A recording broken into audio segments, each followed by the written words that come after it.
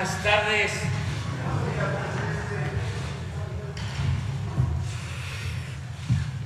Buenos días. Se nos hizo tarde, pero ya estamos. Bueno, vamos a informar sobre la situación de la salud. Hoy es martes, como lo hacemos cada 15 días.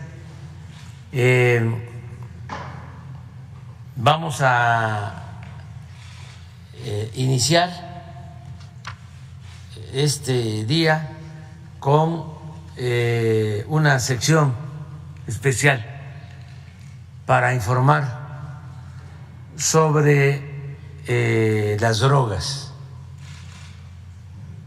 para que tengamos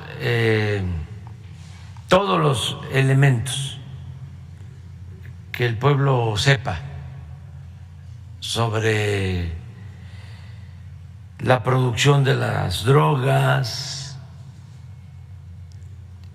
el daño que ocasionan, qué se está haciendo, qué tenemos todos que evitar, por qué no debemos de permitir que se convierta en una pandemia.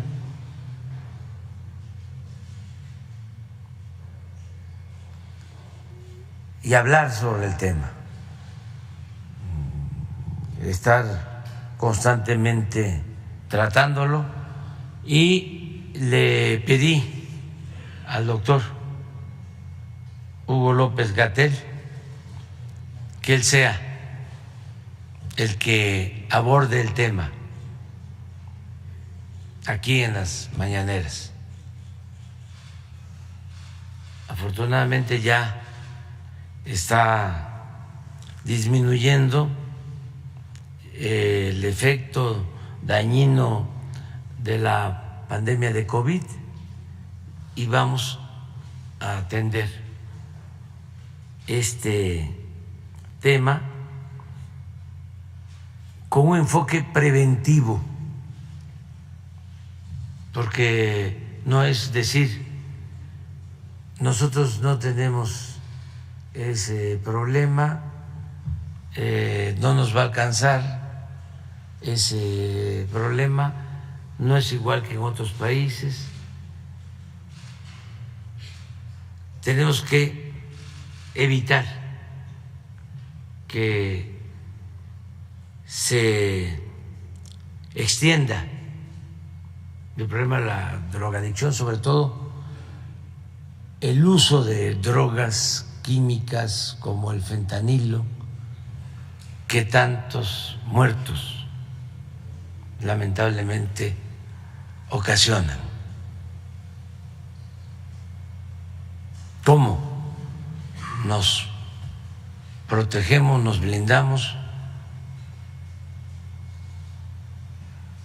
para que nunca tengamos este grave y lamentable problema de la sobredosis y las muertes por fentanilo, que es una pandemia?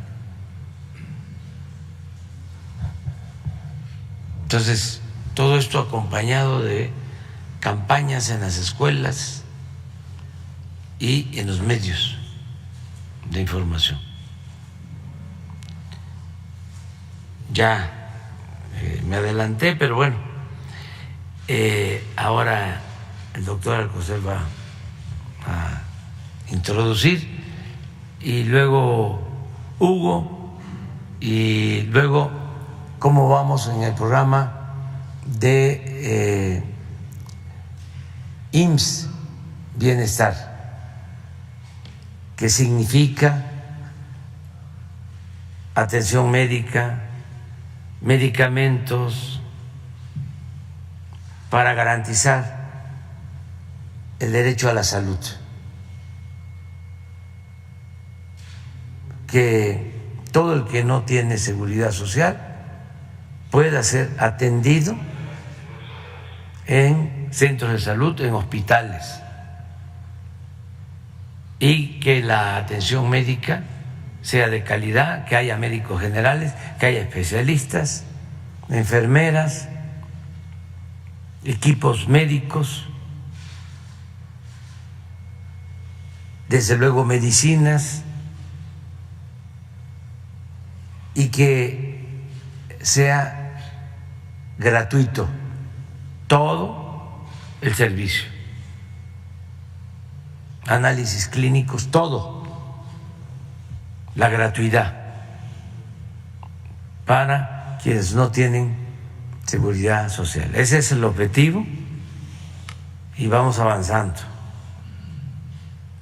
cada vez más en este propósito, y sobre eso es que va a informar siempre Zoé Robledo. Con su permiso, señor presidente, muy buenos días a todas y todos ustedes. En el pulso de la salud, como ya mencionó el señor presidente, hoy el subsecretario López-Gatell les comunicará cuál es el estado que lleva la pandemia COVID-19 en la 9ª semana de la meseta de reducción, pero con estabilidad de sus principales indicadores. Asimismo, y esto es realmente importante, nuevo, se dará inicio a la sección o tema que llamada prevención social de las adicciones, y que desde luego cada semana estará aquí con ustedes el subsecretario López-Gatell. En cuanto a la informe los avances del IMSS Bienestar 2023 en el país para atender, como mencionó el presidente, a la población sin seguridad social, se tocará por parte del maestro Zoé Robledo los temas de estrategia de rehabilitación de quirófanos y que incluye un video, y el segundo tema, los avances generales en 11 estados con el incremento de la eficiencia quirúrgica. Esto es lo que presentamos brevemente para el día de hoy.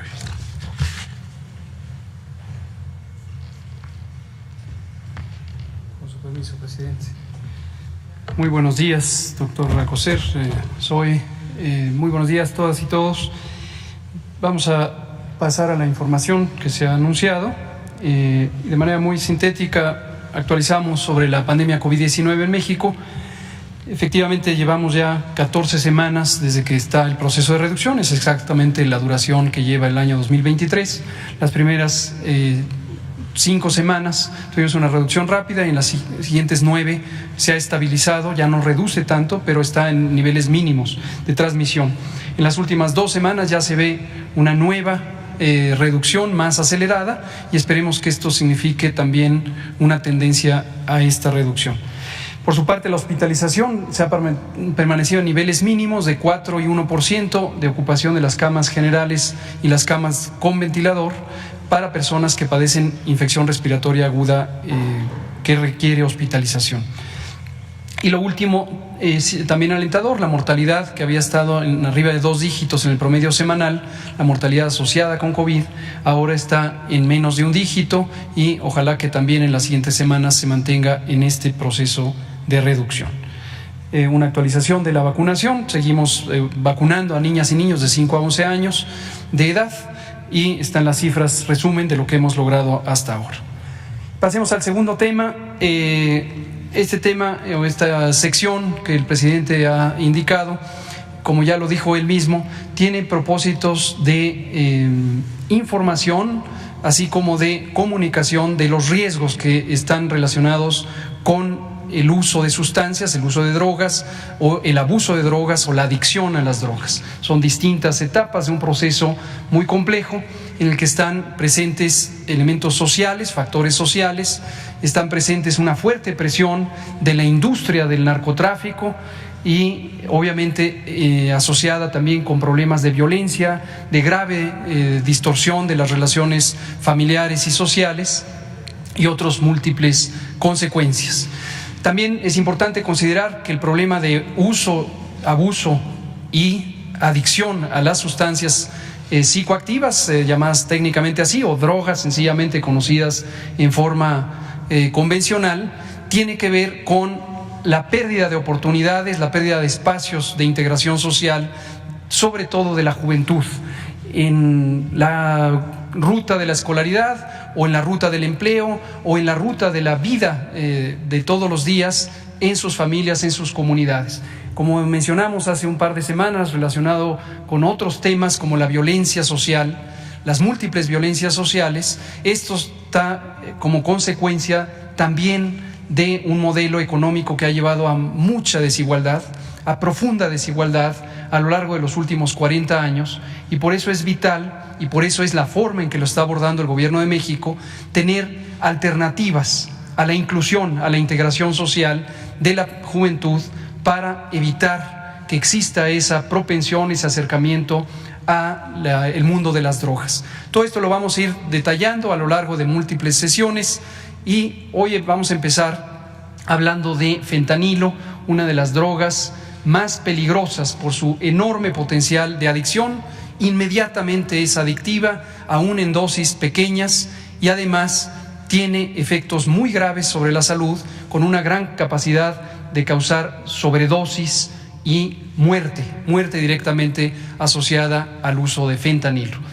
En adelante hablaremos de otras drogas que son de mayor frecuencia en su uso en México, por ejemplo las metanfetaminas, el cristal, el alcohol mismo, la cannabis o marihuana, las benzodiazepinas y múltiples otras.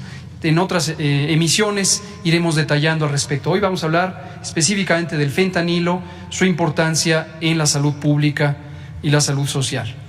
Hablemos primero de qué son las adicciones, un panorama muy general. Tomen en cuenta que esta sección no pretende ser una instrucción académica o una cátedra, lo que pretende es tener una síntesis de simple comprensión para que el conjunto del pueblo de México que escucha la conferencia tenga la referencia de lo que está ocurriendo en México y en otras partes del mundo.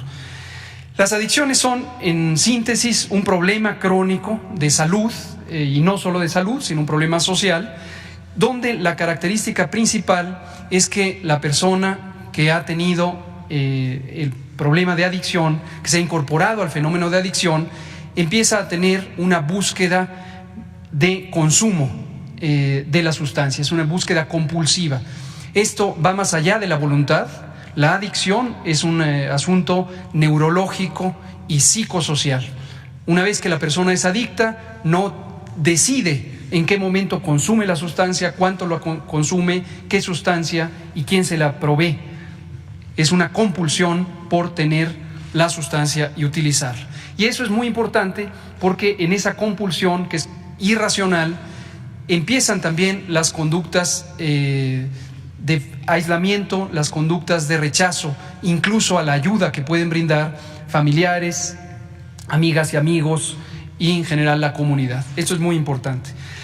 Altera áreas del cerebro, las sustancias adictivas alteran áreas del cerebro que son encargadas de los mecanismos de satisfacción, de recompensa, de la sensación del bienestar. La sensación del bienestar físico o el bienestar emocional están gobernadas por ciertas zonas del cerebro, y la mayoría de las sustancias adictivas tienen una capacidad de estimular esas zonas y causar una falsa sensación de bienestar que poco o nada tiene que ver con el bienestar real en términos tanto emocionales, de compañía, de afecto, como en términos incluso físicos. Por ejemplo, pueden causar, y esto lo hacen varias de las sustancias adictivas, pérdida del apetito. La persona adicta no tiene apetito, está desinteresada en alimentarse o en beber agua, incluso en hidratarse, y entonces eso es parte de los mecanismos donde la adicción puede causar daños a la salud. Es importante también tener en cuenta que la adicción permanece por tiempo largo, en duración variable según el producto y según el nivel de la adicción, pero permanece aún cuando haya cesado el estímulo de la droga. De modo que la adicción es un cambio más o menos permanente que afecta a la persona. Por eso es muy importante el enfoque preventivo, porque cuanto más temprana sea la atención para evitar que una persona caiga en la adicción, mayores son las posibilidades de recuperarse antes de entrar en una fase ya de muy difícil manejo. Lo siguiente es sobre el fentanilo. El fentanilo, vamos a resumir que se trata de un medicamento originalmente diseñado como medicamento para el manejo de dolor intenso. El dolor intenso que puede ocurrir, por ejemplo, durante una operación, una cirugía, o el dolor intenso que puede ocurrir cuando existe una enfermedad avanzada como el cáncer con metástasis o diversas enfermedades neurológicas que pueden causar un dolor difícilmente tratable con otras sustancias. Entonces, para eso se diseñó el fentanilo, para su uso médico. A su vez, el fentanilo es una sustancia que químicamente se asemeja a la morfina, y la morfina, a su vez, históricamente viene de la goma de opio. La goma de opio que se produce en las semillas de la amapola. Esto desde hace siglos, al menos desde el siglo XVII.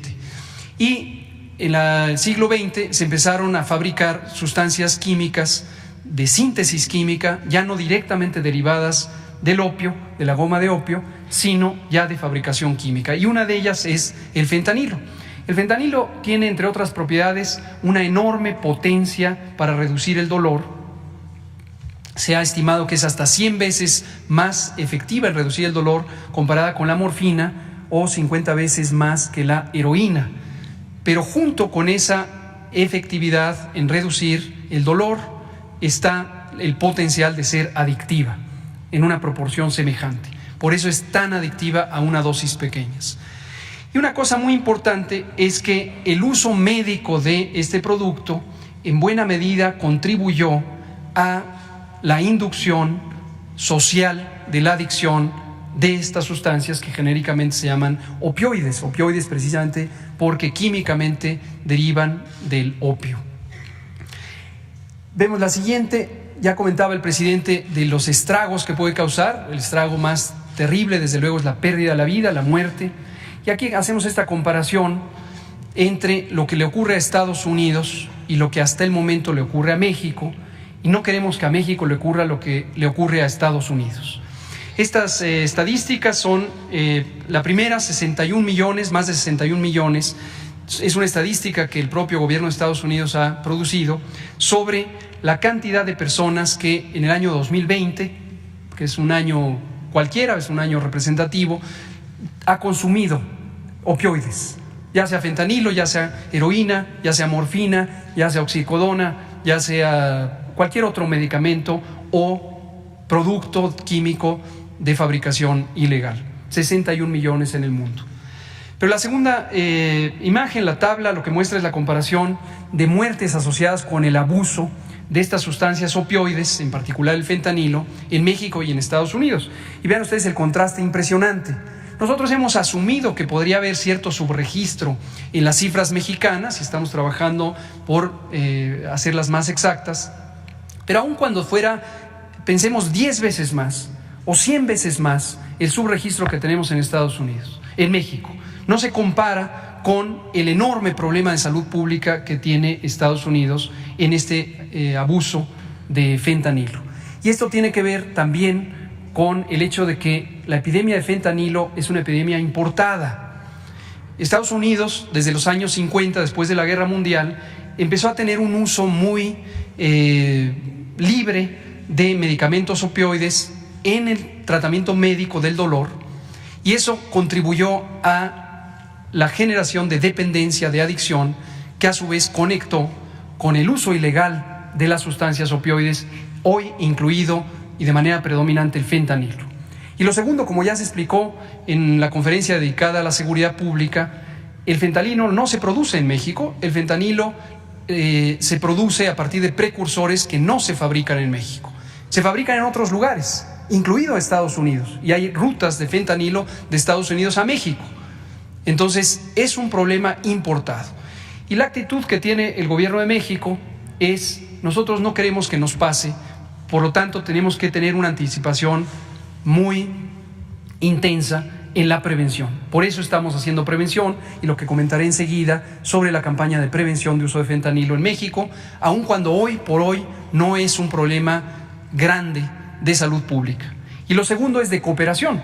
Queremos cooperar con Estados Unidos, que tiene un enorme problema de adicción al fentanilo y de producción de fentanilo y de importación de fentanilo desde otras regiones, particularmente de Asia, y entonces queremos ayudar también como buenos vecinos en lo que toca a la salud pública, a la disminución de las adicciones. Una cosa importante, y esto va dirigido para la comunidad en general, para todas las comunidades, es cómo reconocer el fentanilo.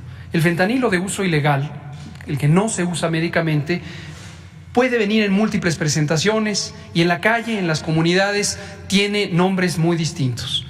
Algunos de ellos incluyen heroína blanca, heroína sintética, chiva blanca, el Fenta, M30, China White, China Girl, Tango. Algunos de los nombres. Entonces, si estos nombres se escuchan en una comunidad, si las familias escuchan que estos nombres están en la comunidad, es muy probable que en la comunidad hay distribución, uso y posiblemente adicción de fentanilo. Y hay que estar alertas de ello. Las presentaciones de uso médico son principalmente en forma oral, es decir, en forma de pastillas, y también en forma inyectada, como ya dije, como una sustancia en ampolletas para el uso en anestesia. También se usan en parches, aunque esta presentación es de menor uso, en parches para el manejo crónico de dolor en las clínicas del dolor. Esto es el uso médico. El uso no médico hay que identificarlo también, puede ser un polvo blanco, puede ser pastillas, particularmente hay unas pastillas azul claro, comprimidos, cápsulas, dulces incluso que pueden tener fentanilo. Y lo que se ha identificado es que en los circuitos del narcomenudeo se induce el uso de fentanilo a través de estas formas de presentación para con ello ayudar a tener ganancias directas, pero además inducir adicción a otras sustancias que también, otras drogas que también se usan en la comunidad.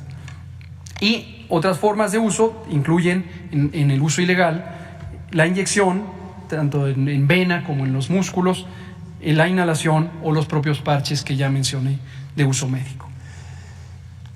También es importante que los efectos del fentanilo son invariablemente perjudiciales cuando no se usa para fines médicos, porque obviamente no existe ni la regulación de dosis, ni la calidad del producto, ni tampoco la limitación de quién lo puede usar y en qué condiciones.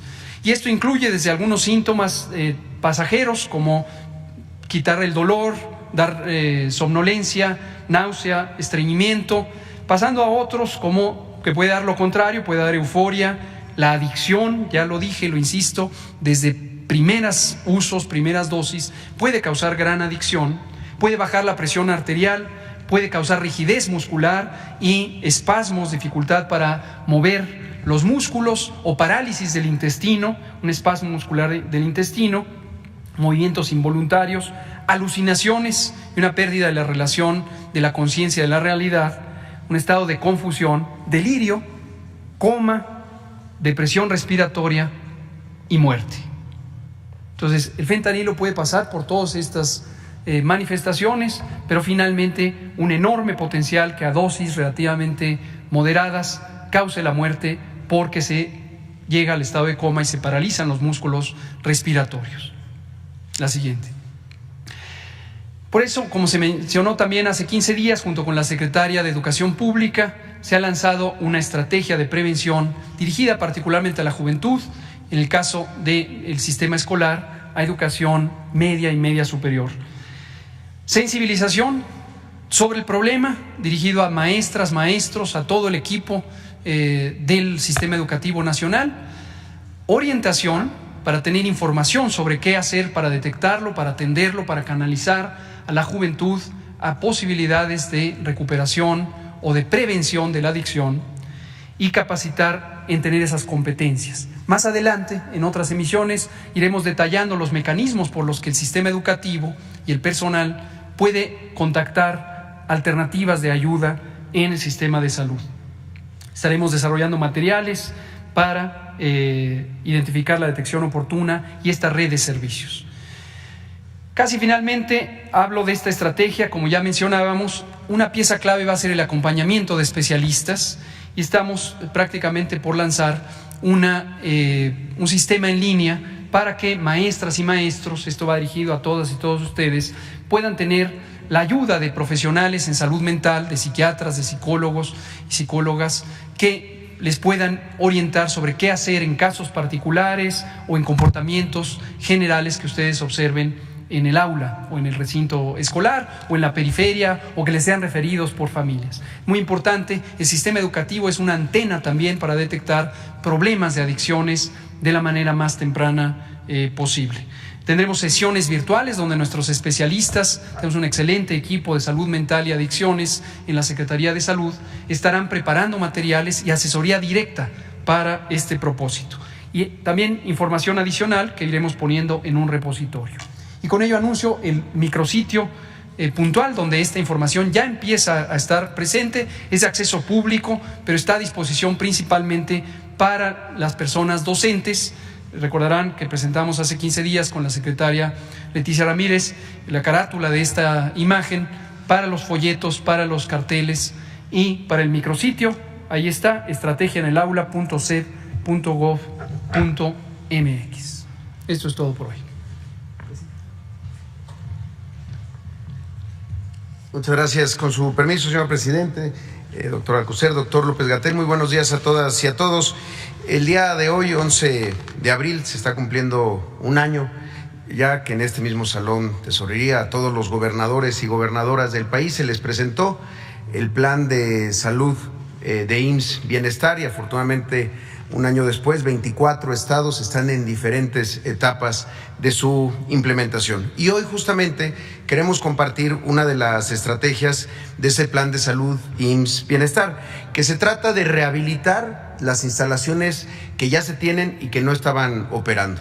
Revisar cuáles eran las causas, en particular para que los quirófanos, un número importante de quirófanos en 24 hospitales, no estuvieran funcionando. Y había de todo, si nos pueden pasar la primera, razones de licencias, permisos de operación, mantenimiento, falta de equipamiento o incluso obras más grandes de rehabilitación, obra civil para rehacer por completo estos quirófanos.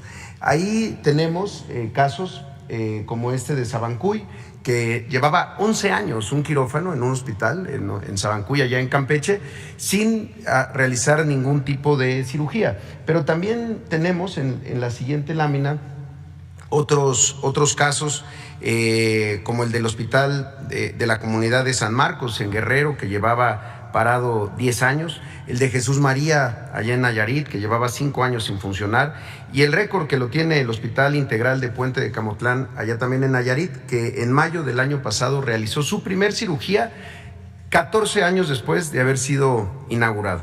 Y esto lo traemos porque parte de esta estrategia es que entremos a los hospitales, en este caso, para poder levantar los servicios con muchos elementos que ya estaban, pero hacía falta inversión y sobre todo voluntad. Tenemos un video para explicar parte de esta estrategia. Uno de los grandes desafíos del plan de salud IMSS Bienestar es contar con los médicos y médicas especialistas que requieren los hospitales que atienden a las personas que no cuentan con seguridad social. Son muchos los esfuerzos que se han hecho para lograrlo. A partir del 16 de marzo, se desplegaron un total de 2.713 médicos especialistas. De ellos, un total de 656 se contrataron en el proceso de reclutamiento de recién egresado de alguna residencia del IMSS. Y 2.057 son médicas y médicos de último año que realizan su rotación de campo.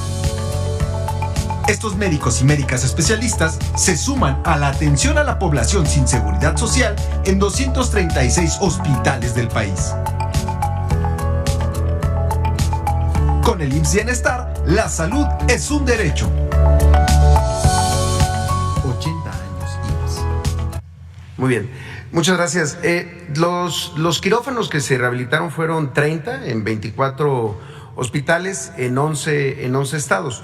Ahora, con este incremento del 10%, porque pasamos de 250 quirófanos a 280 quirófanos, hemos visto cómo incrementando el número de especialistas, incrementando el abasto de insumos para la realización de las cirugías y obviamente incrementando el número de quirófanos, pues tenemos más cirugías. Y una forma de verlo es con las cirugías promedio diarias que se realizan en un quirófano, lo que se conoce como la productividad de un quirófano, es decir, cuántas cirugías se realizan en un quirófano en un día. La meta que tenemos es alcanzar la productividad que tiene el programa IMSS Bienestar, que es de 3.4 cirugías diarias por quirófano, y posteriormente alcanzar el nivel que tiene el IMSS en su régimen ordinario, que alcanza 4 cirugías diarias por cada uno de los quirófanos. Aquí lo que tenemos es cómo vamos por estado. En el caso de Nayarit, que tenemos una operación en 13 hospitales con 23 quirófanos. El número de cirugías se duplicó desde que inició IMSS Bienestar. Antes se realizaban en 3 meses 722 cirugías. Hoy con IMSS Bienestar, al primer trimestre del 2023, se realizaron 1,503 cirugías. Es decir, la productividad en Nayarit pasó de 1.05 cirugías a 2.18 cirugías diarias por quirófano. Esto responde también a inversiones que se han hecho, inversiones específicamente en hospitales. Por ejemplo, el caso de Nayarit, que han sido 328 millones de pesos, tanto de equipo como de conservación.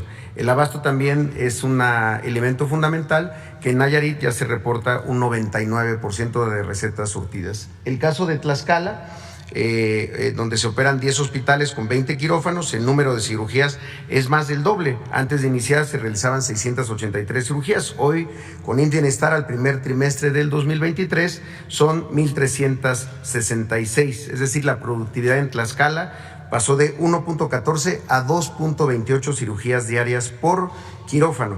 La inversión en el segundo nivel de atención es de 265 millones de pesos y el abasto de medicamentos registra un 96%.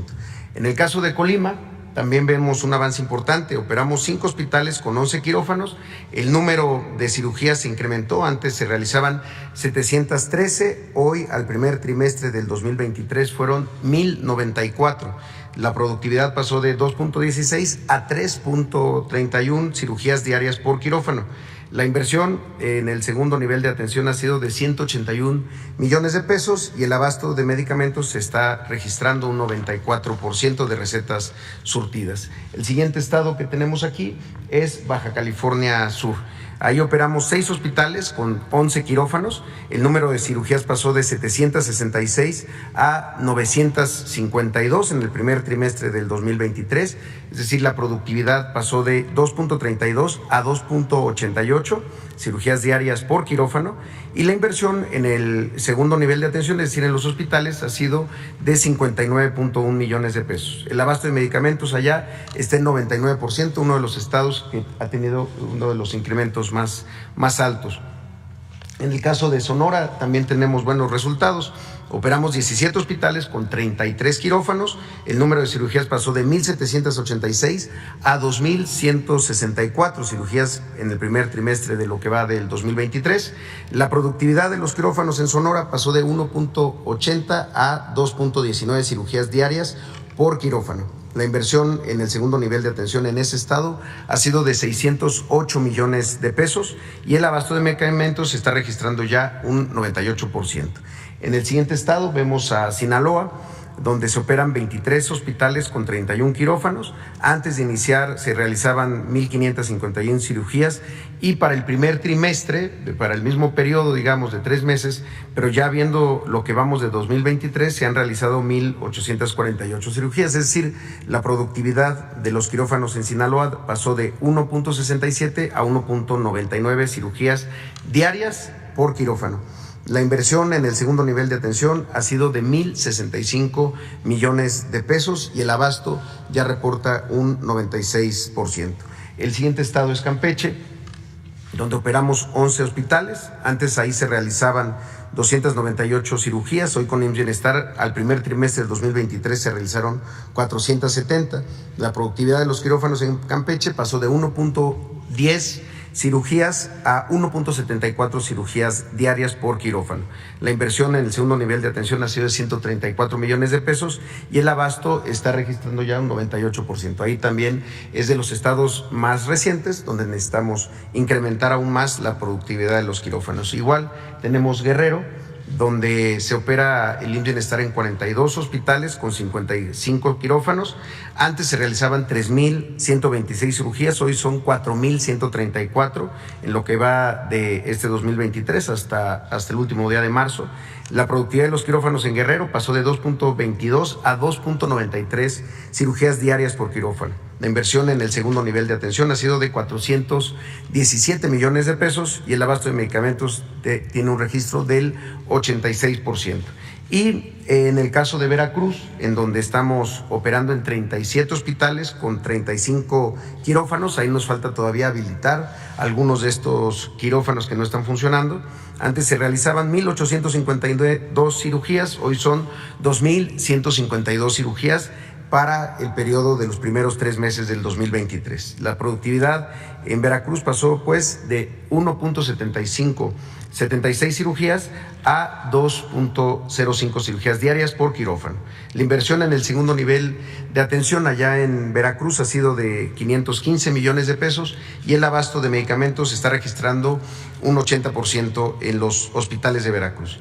Y los últimos 2 estados, los más recientes, son Michoacán, donde se opera en 22 hospitales con 45 quirófanos.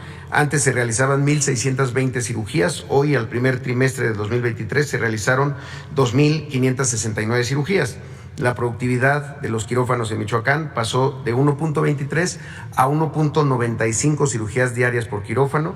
La inversión en el segundo nivel de atención ha sido de 530 millones de pesos, es decir, la inversión solamente en los hospitales, tanto en conservación como en equipo, y el abasto de medicamentos reporta en Michoacán un 96%. Y el último de los estados, el más reciente, es Morelos, en donde se tiene actualmente 4 hospitales.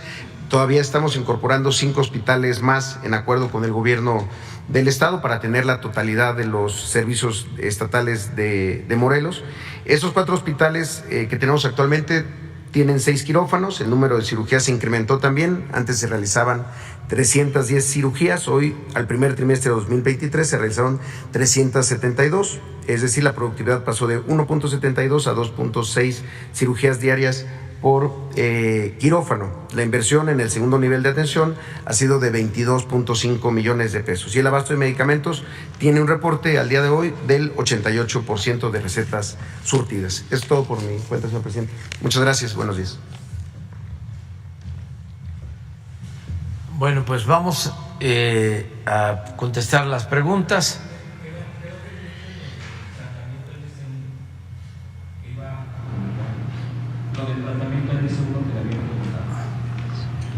¿Sí? Con su permiso, señor presidente, efectivamente es un tema que se tomó pues en varios países.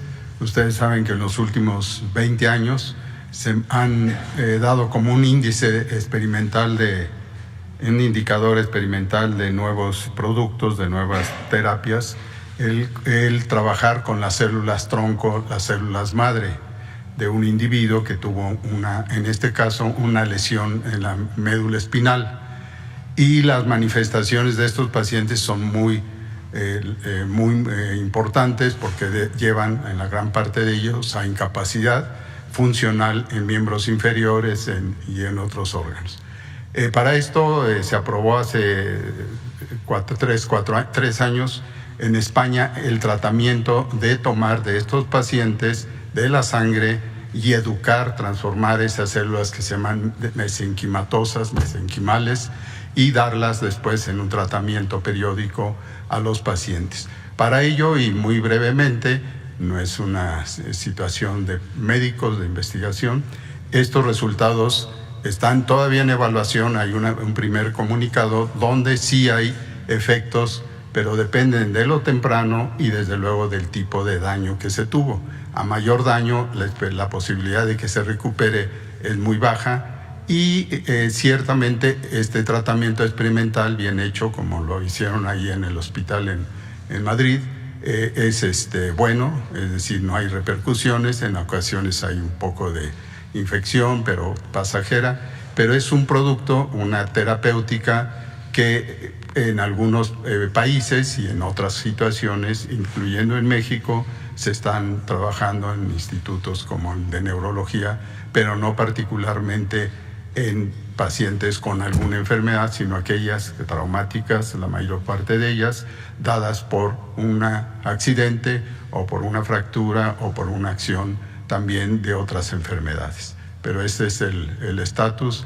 Es bueno estar atento a ello porque son de los caminos que, repito, desde hace 20 años llevan tiempo hacia la investigación de ese tipo, experimental, pero siempre recordando que lo primero es no dañar al paciente. Eso es lo que le puedo informar.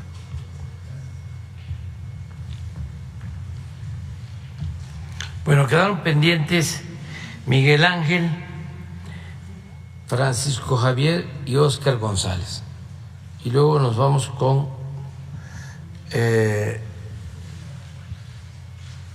tres mujeres.